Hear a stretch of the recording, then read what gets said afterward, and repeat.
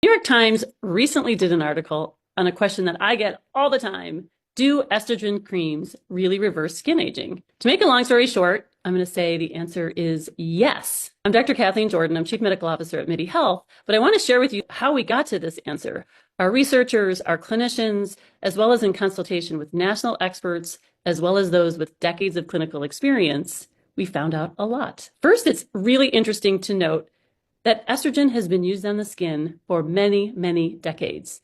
It used to be routinely used in cosmetics in the 1950s. What happened was we realized how bioactive estrogen was, and until further testing, it was taken off the shelf from over-the-counter medication. And then studies began. So as the New York Times noted, there have been many studies, actually, about a dozen that we looked at that were really peer-reviewed and evidence-driven. I want to call your attention to one study in particular that I think emphasizes both the efficacy and the safety of estrogen in the skin.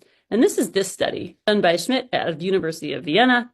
And it shows that using 0.3% of estriol cream for 6 months made a dramatic difference in women's skin. It looked at elasticity, firmness, pore size, skin depth, wrinkle depth. All of them were improved in 6 months, some with improvements of 61 to 100% of improvement. Regular, once daily use of 0.3% estriol cream. They actually did skin biopsies on many of these women before and after, and the skin biopsies showed increased collagen deposition. And in addition, they looked at hormone levels before women started the application and 6 months later, and saw no systemic changes to their native hormone levels, which is evidence that estrogen is both efficacious and safe. And so I get to my answer for, can estrogen cream reverse skin aging? Yes. More research is needed, which is what some of the experts quoted in the New York Times article said.